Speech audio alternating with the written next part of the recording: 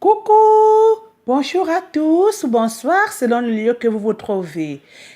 J'espère que votre journée a été bonne et que votre dimanche aussi s'est bien passé. Ok, si je veux m'entretenir avec vous, c'est parce que vous savez que notre monde est en déperdition. Ah oui, mes chers amis, en pleine déperdition. Vous avez dû le constater, mes amis. Le monde va, on dirait que nous sommes en train de basculer vers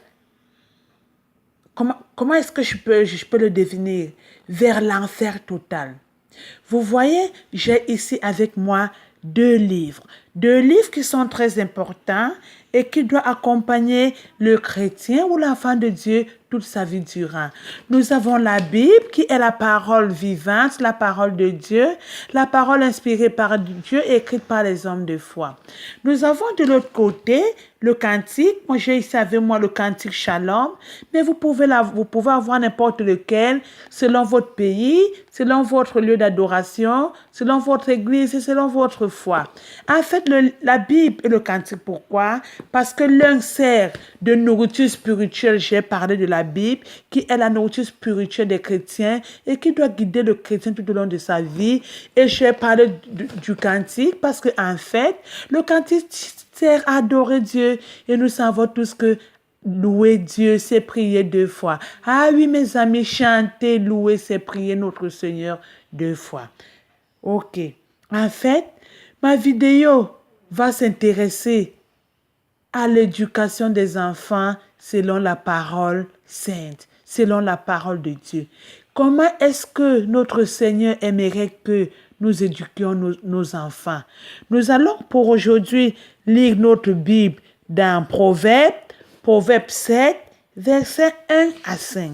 Proverbe 7, versets 1 à 5, que j'ai résumé pour vous. Voici ce que le texte dit.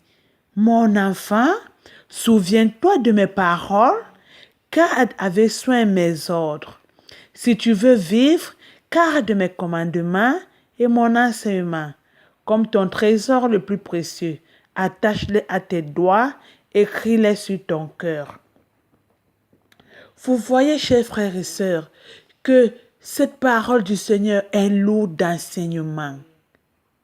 La Bible nous demande, en tant qu'enfants de Dieu, à nous souvenir de la parole de notre Seigneur, de notre Créateur. La Bible voudrait que nos enfants et que nous-mêmes gardions les commandements du Seigneur, gardions ses enseignements. Et la Bible dit,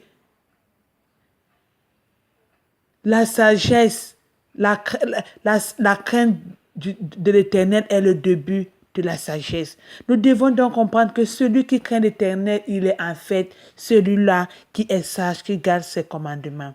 La Bible nous demande de garder les enseignements du Seigneur comme le trésor le plus précieux.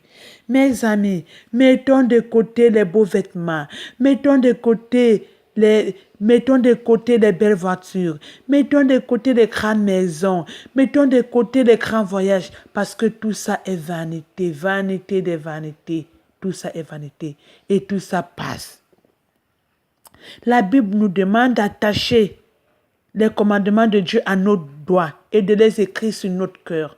Pourquoi sur notre doigt? Parce que quand c'est sur notre doigt, nous ne pouvons pas les oublier.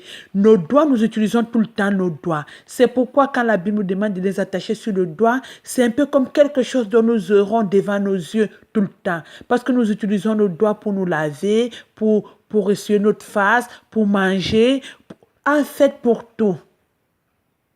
Je vous reviens plus tard, chers bien-aimés. Merci.